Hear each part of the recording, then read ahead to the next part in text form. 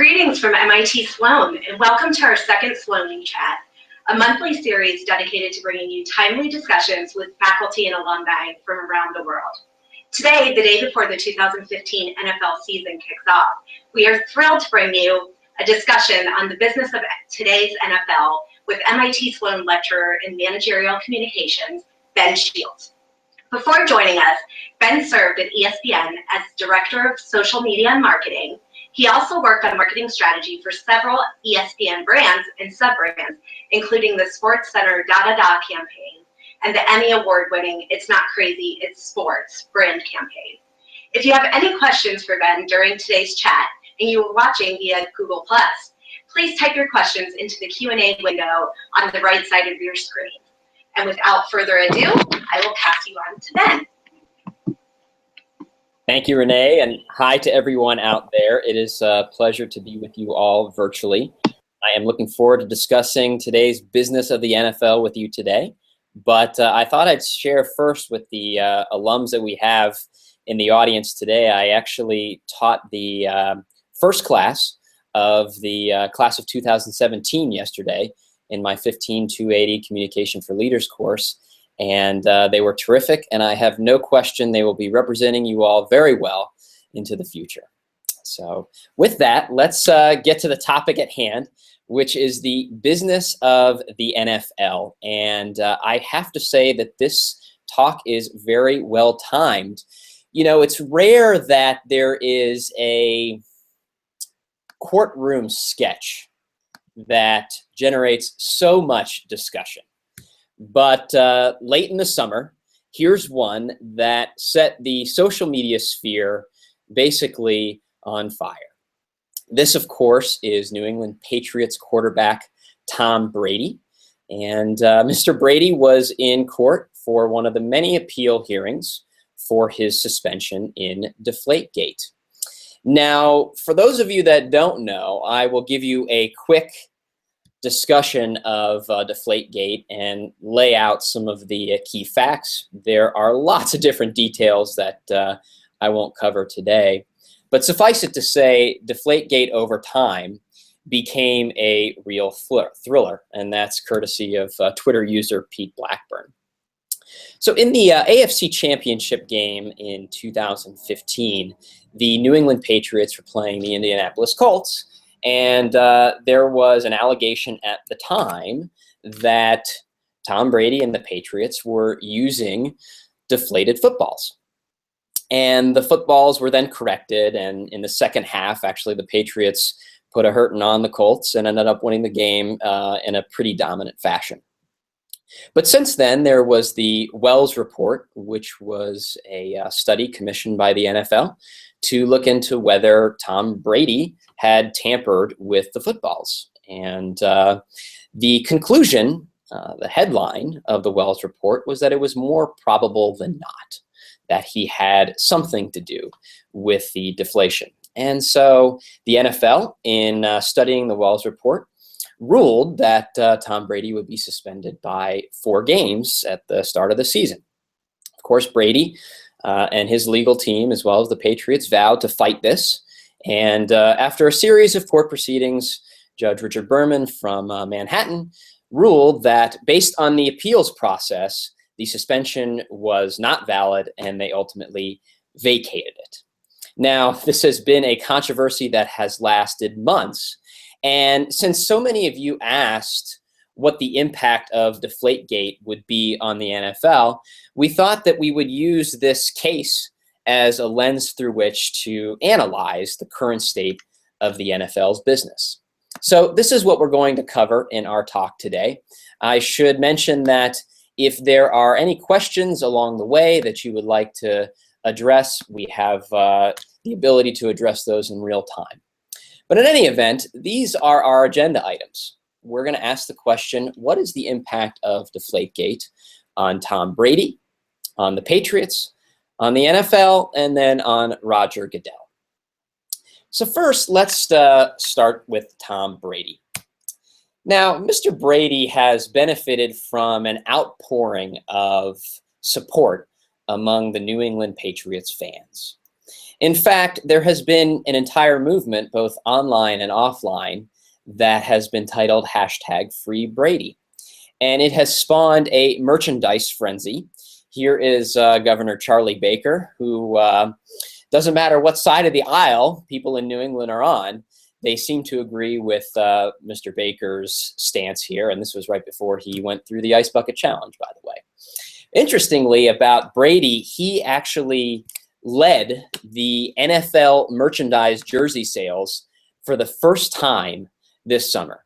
The first time in his career. And here is a NFL MVP type player who's won 4 different Super Bowls over the course of his career. So the fact that he led merchandise sales so far is a real significant referendum on how his fans have lined up behind him.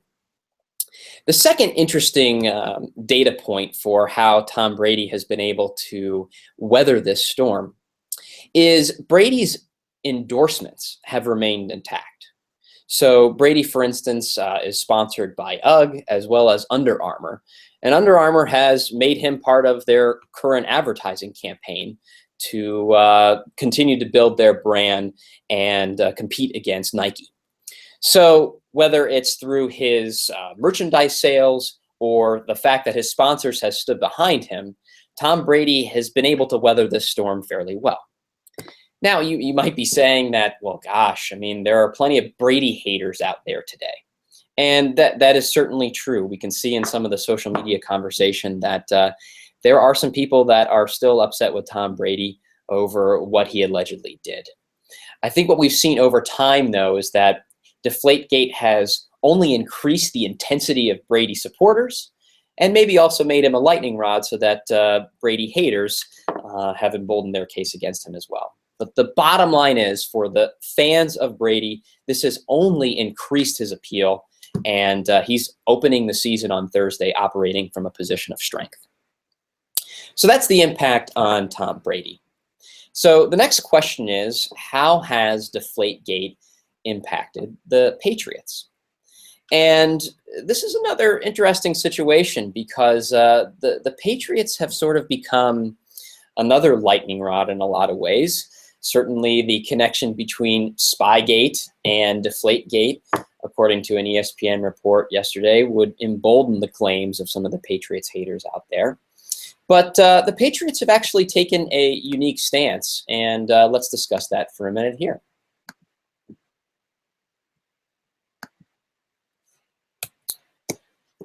What I've seen from the Patriots throughout the Deflategate controversy is they have adopted a sort of us against the world mentality.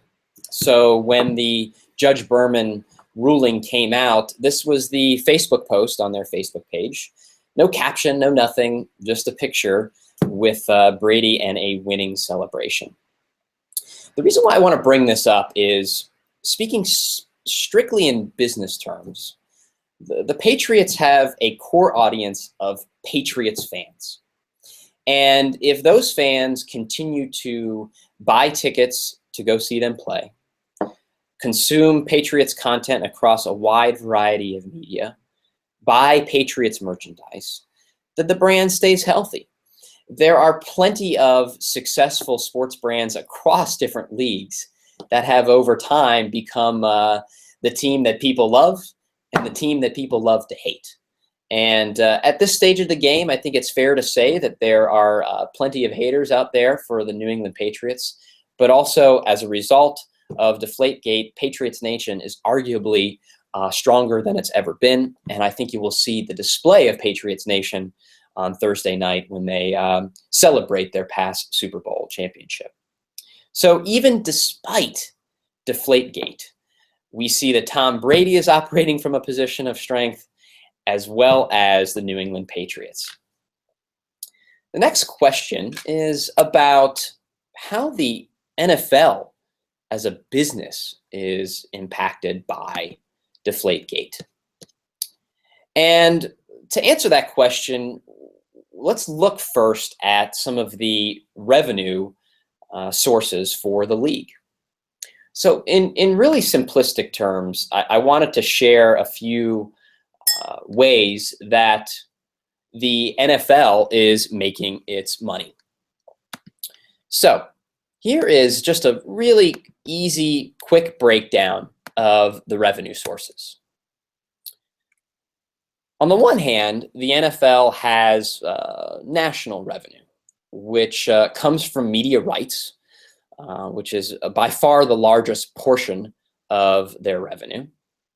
They also make money from ticket sales and share that across the 32 teams. And they also make money from licensing and merchandising.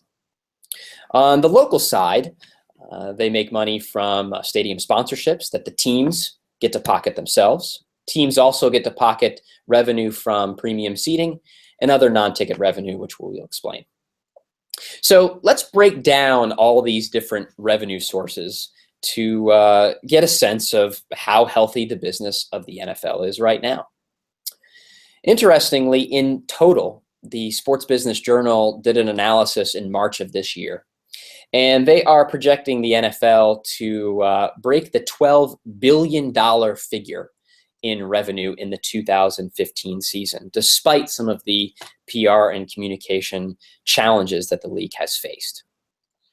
One of the main reasons for that is, of course, television. Now here is what has been termed the greatest game ever played. Played in 1958, Colts and the Giants. This is Alan Amici scoring the winning touchdown. And the reason why this was important is it was broadcast across the nation on NBC, and it was a sudden death overtime game in which there was high drama and it was live.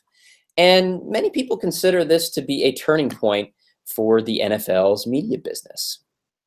Since this game and over time, and as the media business has evolved itself, the NFL has become, without a doubt, the most valuable sports property in the industry today.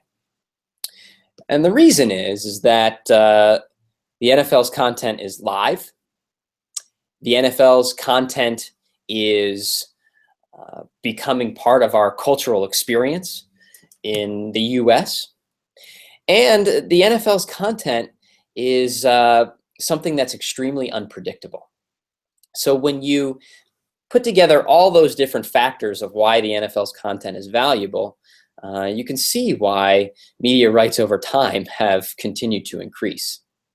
The other factor at play with the value of the NFL's content is it is scarce. So as we all know, as football fans, we only get 16 regular season games. And that's a lot different from other regular season sports, whether it be Major League Baseball or the National Basketball Association. So you have all these factors that make the NFL's content extremely valuable.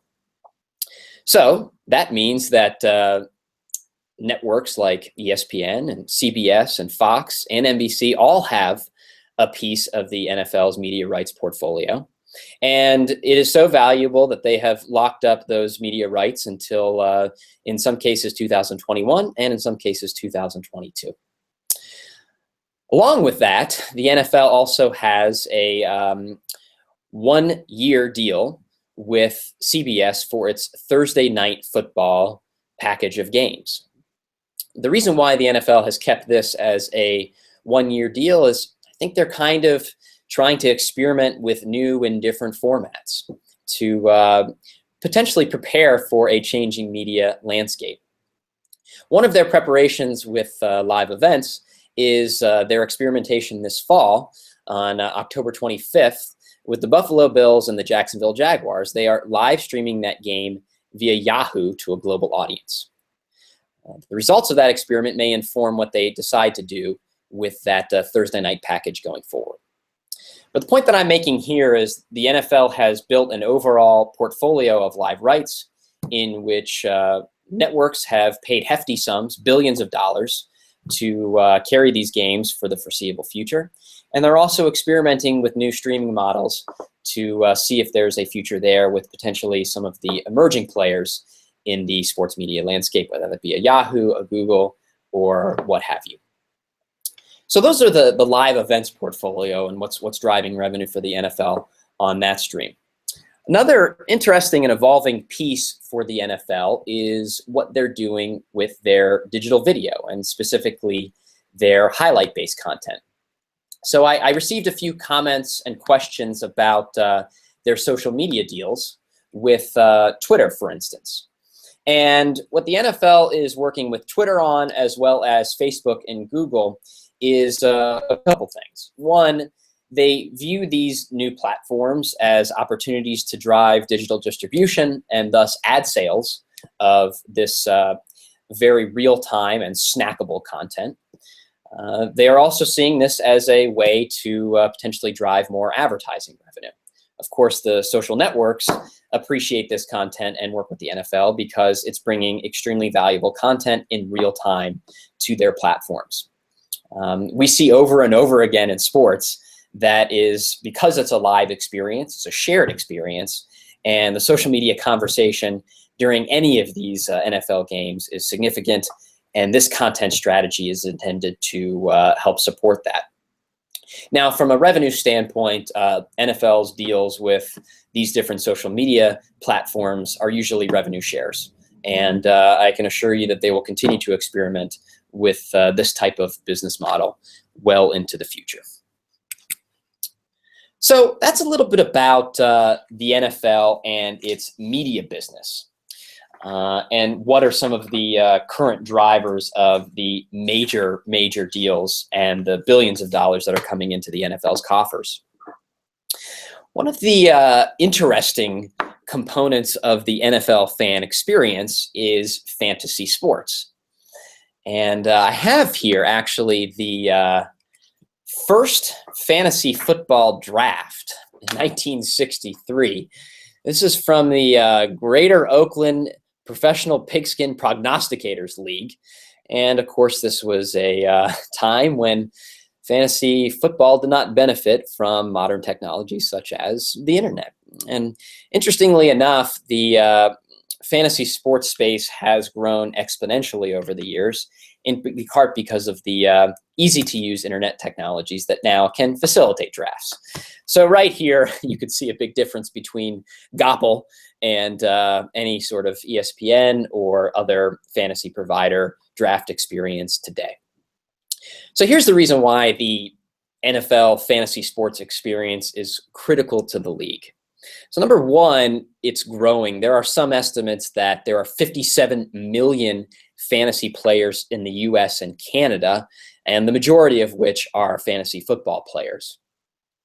The reason why that scale is important is because over and over again, media companies, the NFL, and the teams themselves have seen in study after study that fantasy players are their most valuable customers.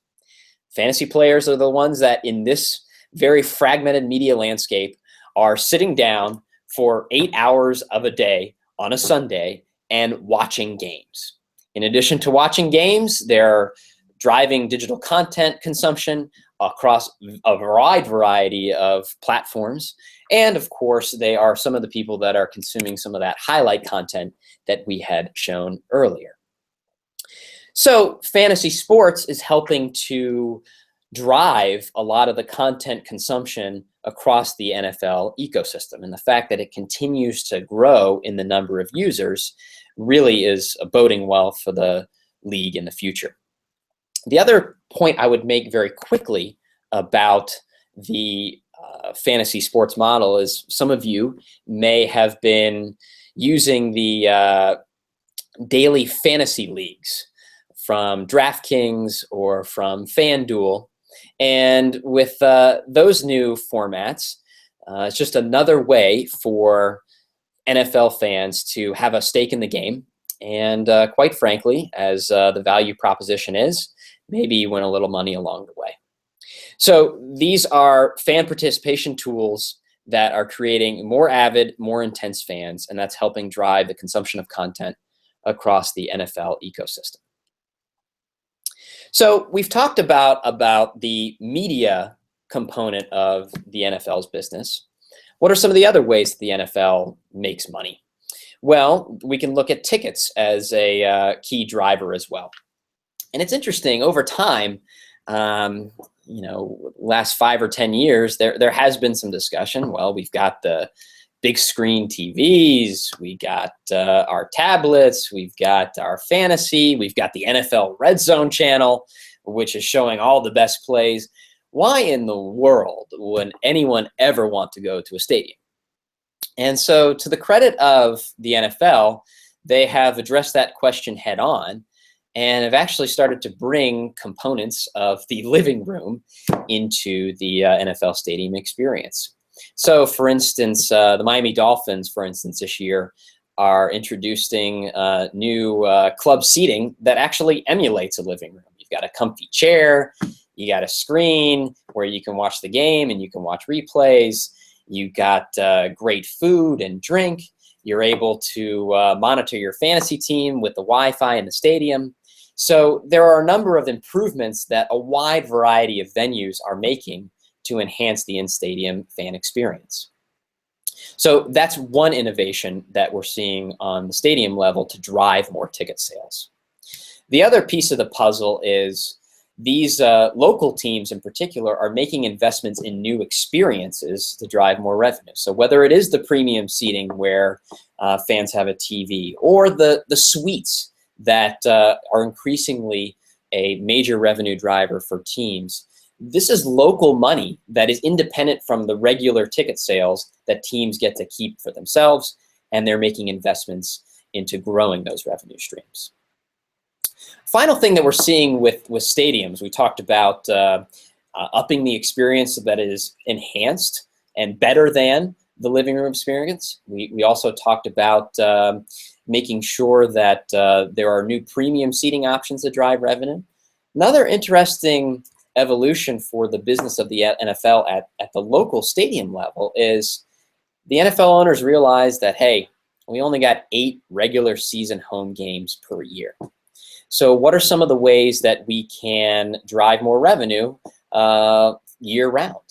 And a team like the Dallas Cowboys, for instance, has opened up a Effect Art Museum where fans can come, and it's almost like a national pilgrimage where people can tour the stadium, see works of modern art, and it's another way to not only burnish the brand of the Cowboys, but also get people continuing to come into the turnstiles, if not to see a football game, but to experience something else in the stadium in a different way. So stadium revenue with tickets and also other revenue sources is another key driver of the economics of the NFL. Another one to talk about is merchandise sales. The NFL continues to be a top licensor of their content. They work directly with a wide variety of product, and you can see this anywhere from their Nike sponsorship of the jerseys and other equipment, which is numbering over $1 billion per year, or you can see it in products like, and I'm not making this up, Pittsburgh Steelers branded dog treats. So the NFL is expanding and extending its brand into a wide variety of product categories, which is driving the business as well. Finally, the NFL continues to drive sponsorship dollars because it delivers such a valuable audience, not only at scale, but also at some of the psychographic and income factors. The sports sponsorship business for the NFL continues to be strong. Stadium naming rights, for instance, continue to grow. So this is another key place the NFL is making a decent amount of money. So we talked about the impact on Brady. We talked about the impact on the Patriots. We talked about the impact on the NFL. And clearly from a business standpoint, the impact on Deflategate over the long term is probably proving to be pretty minimal. The one person that we have not talked about yet is Roger Goodell. And certainly Roger Goodell has endured quite a bit of criticism, especially recently. And what's interesting about Roger Goodell is if you look at this from a communication standpoint, it reveals the following. Certainly, Goodell has a wide variety of audience constituents that are affected by what he does and what his rulings are. So you have the fan constituent. you have the media, right? But the most important constituents for Roger Goodell right now are twofold. One, you have the 32 owners who are effectively his boss. And then you also have the Players Association, the Players Union. And I think with both of those audiences, Goodell is going to continue to have to make sure that those relationships are strong. Adam Schefter did report a few days ago that, at least as it relates to the 32 owners, is that Goodell's position still remains strong, in part because of some of the revenue figures that I had just discussed. And I do think he's going to have some work to do with the Players Union as well. Clearly, the appeals and the discipline process is, although it's collectively bargained, where the Roger Goodell, as commissioner, serves as an arbitrator, he will be continued to be pressured, especially in light of the Deflategate ruling, to compromise in that area, potentially more clearly delineate some of the consequences and penalties for certain actions, and overall try to broker a more peaceful and collaborative relationship with the Players Union.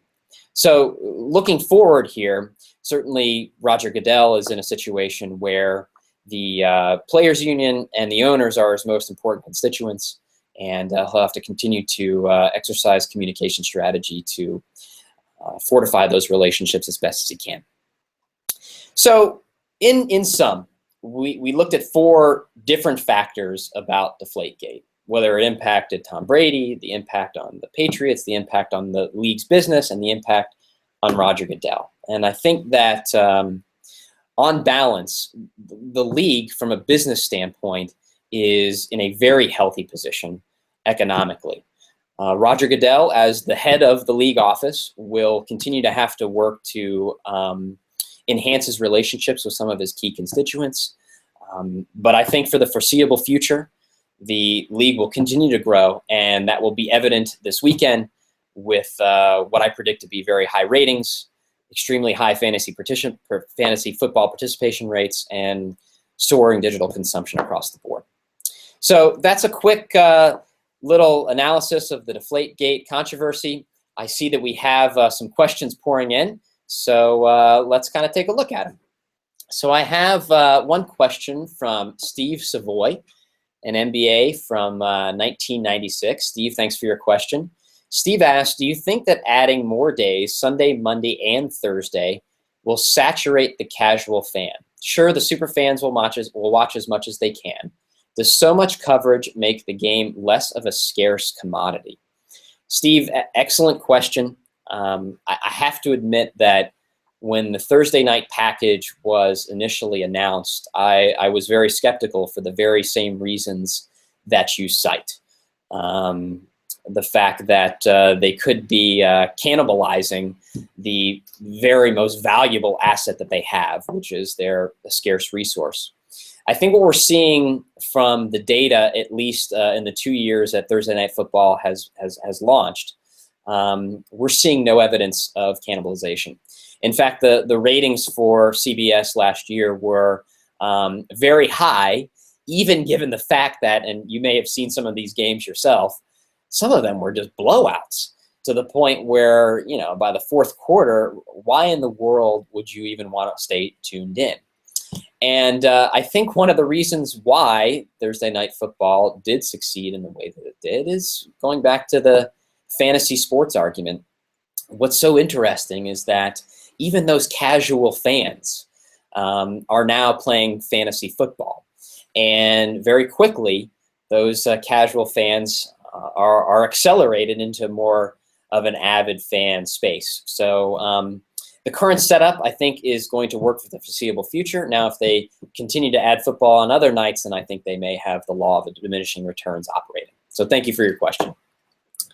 All right. We have a question from Manuel Jaime, LGO 1998. What trends do you see developing in mobile consumer video for youth sports? Interesting question. I think as it relates to the NFL, you are going to continue to see highlight content produced in near real time and distributed across a wide variety of mobile devices. this form of snackable content is an increasingly desirable piece of content for especially mobile and social users, and you'll continue to see that. Specifically on the youth angle, there probably is an opportunity for not only highlights, but also potentially instructional videos as well. One of the things that we may get to a little bit later is the NFL and football as a whole has seen youth participation numbers drop fairly dramatically over the last few years. And that's in part due to some of the player safety concerns, which I'm sure we'll get into as well. So video content that may be able to not only teach young people about the game, but also communicate the fact that it could in fact be safe if it's played the right way. Maybe some innovations that we'll see in mobile and consumer video in the future. Thank you for your question. All right, we have a question from Luis Belenko, which is, how is the NFL monetizing the increasing use of mobile, the second screeners? Okay, very good question. The primary revenue source that they're operating with, at least in social networks, which is largely driven by mobile, is through advertising. These are the same type of ad models that you might see in other digital spaces. They are also experimenting with new streaming products. There is a product that will be available this season where I believe it's called NFL Game Pass, which is experimenting with a subscription model as well, where immediately following the game, you can rewatch it. And you can also, while the game is going on, I believe you can listen to the audio. So the way that I see the NFL's media strategy today is they've got a really strong core business with the TV networks. On the digital and mobile side, they are experimenting with a lot of different models, whether it's an ad-supported model, whether it is a subscription-supported model. They have an agreement with Verizon, which is more of a partnership sponsorship model. So I think what you're going to see over the next few years is continued experimentation with these different models. And the NFL will learn a lot about what its future is going to be like through this experimentation. So thank you for the question. All right, we have Daniel Liston from 04. What does the league think about ticket resale, supportive of secondary marketing partnerships, burned by 2014 Super Bowl shenanigans? So for those of you that don't know, historically in the NFL, there has been a pretty robust market for secondary ticket sales. So, you know, you have brokers that may buy a bunch of tickets in bulk and then resell them to any number of fans. I think what we are starting to see in the NFL is that some teams are reining in some of the secondary ticket markets. So for instance, the Miami Dolphins have reined in a lot of the brokers that sell their season tickets, and they have taken more control of that process. And the results so far, based on some of the sales figures that they've released, have been pretty positive. So I think that we're going to see a trend more toward the teams taking control of those operations to avoid some of the issues that the NFL has faced in the past. So thank you for that question. All right, we have another question about how did the activities around the NFL's bad press this past year affect other leagues? So NBA, MLS, NHL, etc. That's an interesting perspective. I think that we'd have to do some more research on that. My quick take is that the effect may be minimal. The NFL is so strong from a fan standpoint as it is. I don't necessarily see fans leaving the league in droves as a result of some of the negative PR based on some of the performance metrics we had talked about. So I don't see them losing fans precipitously, in which other leagues could benefit from that. You know, if anything, this could be you know, a new opportunity for the leagues to build their own ways to enhance the credibility of their leagues and to show them maybe positioning off the NFL to attract more fans into their ecosystem. So we'll see how that all plays out. All right, so why has the NFL been so much more popular in fantasy leagues than other sports? So fantasy. So I have to confess, I wrote my PhD dissertation on the fantasy sports phenomenon, and I've been studying this for, let's see here, 13 years now. And I think that what we have seen over and over again is fantasy football is a lot easier to participate in. You change your lineup once a week, and you have full days of games, and of course there's Monday and Thursday as well. But the perception of ease of use is a key driver in fantasy football. I also think that that perception is not necessarily always reality. I remember a study I came across a few years ago where even though you play fantasy football one day a week in effect, the amount of time that you spend on fantasy football is similar on a per week basis to the amount of time that you spend on fantasy baseball or other fantasy sports. So whereas, a fantasy player may perceive that fantasy football is less time consuming and easier to do, in actual numbers, they're spending just about the same amount of time. So interesting phenomenon there with fantasy. All right, I have another question here. So are you able to explain the recent year's strategy of the NFL Super Bowl halftime show? Who exactly are they marketing towards and why? So interestingly about the NFL Super Bowl halftime show, last year, the rating for the halftime show was actually higher than the average rating for the game. And the reason for that is pretty simple. It's very rare in today's media landscape that you can be all things to all people. But the NFL halftime show is endeavoring to do that in a lot of ways. So not only carry over the maybe hardcore football fans that are watching the game no matter what, but also carry over some of the casual fans and the people that are at the Super Bowl parties that maybe not care at all about football. The halftime show is there as a value proposition for them. So, the NFL certainly has had its own challenges with the halftime show in the past. And for the last few years, though, they've been able to select some pretty mainstream performers that have played very well with the audience. And we're already starting to hear rumors that Bruno Mars might be back for Super Bowl 50 this year. So I think many of us will have that to look forward to. But interestingly enough, the Super Bowl halftime show is a big audience driver, and casual fans are a big reason why. All right, we have a question from Eric Cole Manzi. And the question is, internationalization means sell its rights to a satellite outlet.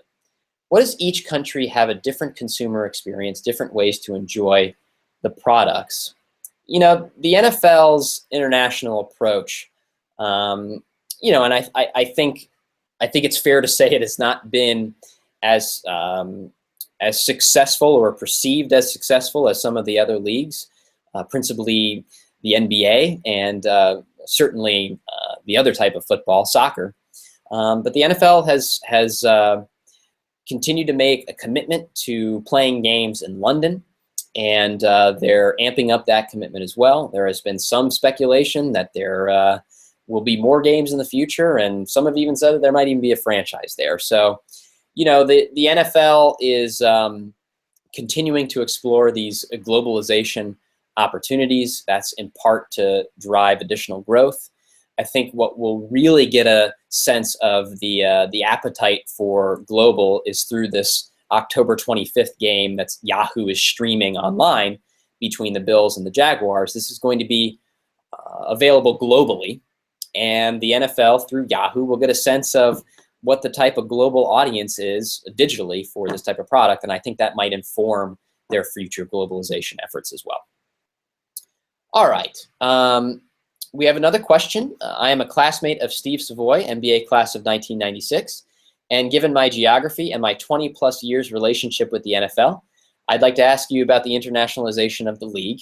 How will they be able to sell media rights on an intercontinental basis?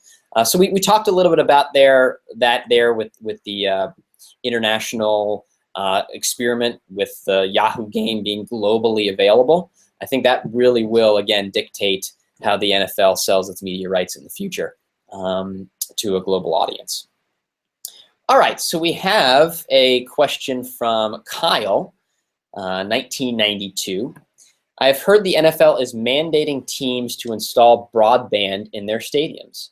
Is the league developing digital content specifically for the in-stadium experience? So the answer is yes.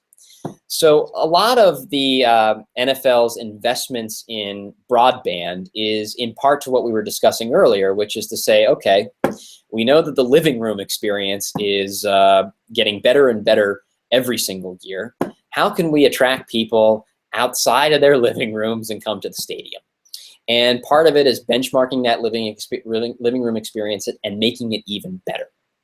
Now, from a business standpoint, that's not only going to drive ticket sales, but the mobile device becomes really important here.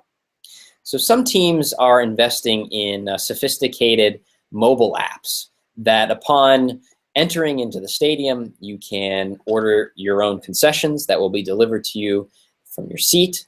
You'll be able to watch in-game real-time highlights of what's happening. You will be able to see if there are other opportunities within the stadium for entertainment. So, let's say a band is playing in Concourse E, you could maybe go check that out. So in a lot of ways, the NFL stadiums are kind of taking a page out of the Walt Disney World or Disneyland playbook, where every single component of the stadium experience is intended to entertain and to complement the game. And they are using the improvements in broadband as well as mobile applications to enhance that experience. This is where big data comes in as well. So you have a fan that walks into the stadium with their app, and let's say they enter an order for concessions, and you kind of know where they sit, you know what they like to eat, you know where they like to go in the stadium perhaps. You're now starting to generate a little bit more data about that particular fan, and you could in turn turn around and use that data to offer discounts or for fan loyalty rewards or any number of ways to enhance the fan loyalty with that particular fan. So these mobile devices, which again are enabled by the improvements in Wi-Fi, help to enhance that customer experience. So I think we'll see more of that in the future. What's kind of cool is in some other leagues, by the way, for instance, the Golden State Warriors have experimented with beacon technology. So let's say you buy a ticket for an upper deck seat at the Oracle Arena there, and you open up the app and you see that there are some open seats down in the lower bowl. You can do a seat upgrade right then and there and go down and take that seat. Those situations I think are going to be few and far between for the NFL for the foreseeable future because many of their stadiums are already at capacity, but we could see some interesting applications of beacon technology going forward in the NFL as well. So thank you very much for that question. All right, any other questions that have come up that you all would like to ask in regarding to the NFL?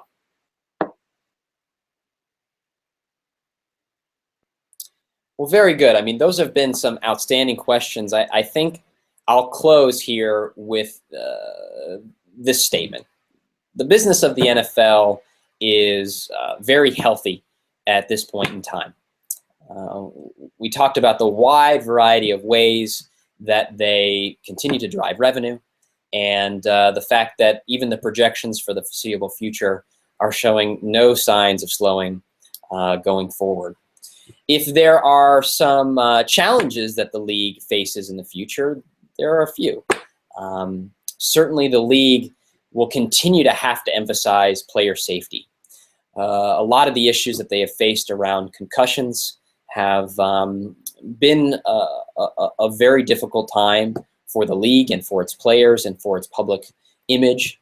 So continuing to make changes to ensure that the game is as safe as possible will be a critical point for the NFL to emphasize in the future.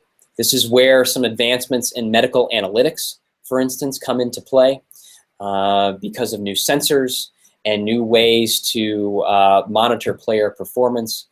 They, across the whole league, have new data points to understand the health of athletes and effectively treat them better. So, the concussion and the player safety issue remains a concern, but we're continuing to see some of the medical analytics innovations help solve some of those problems, at least in the short term.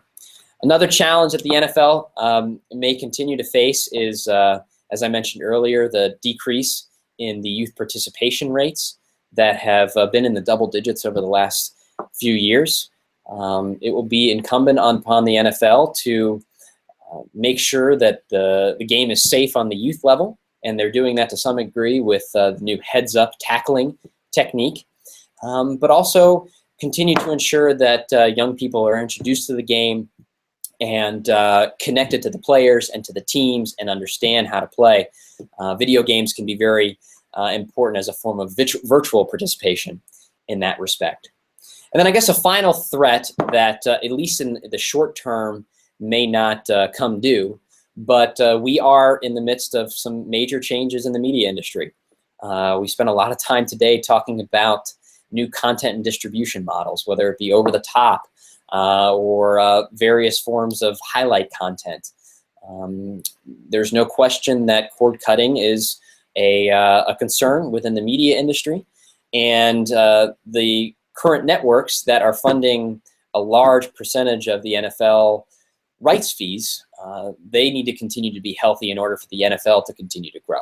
So that's something to keep our eyes on, if not in the next 5 years, certainly over the next 10 years, how the changes in the media landscape will affect the business model of the NFL going forward. And so with that, those are a few challenges that the NFL will face. But overall, in light of the Deflategate controversy, the NFL is operating from a position of strength. And I will say to all the fans out there, I hope you enjoy the start of the season. And for whatever team is your favorite, I wish you all luck. Thank you so much for having me. Thank you, everyone, for joining us today. If you registered for this event, you'll receive an email from us with a survey. If you wouldn't mind filling that out, your feedback will be very helpful as we develop the Sloanie Chat. In addition, we apologize for any technical difficulties there may have been at the beginning of the chat, but hopefully you were able to hear everything clearly.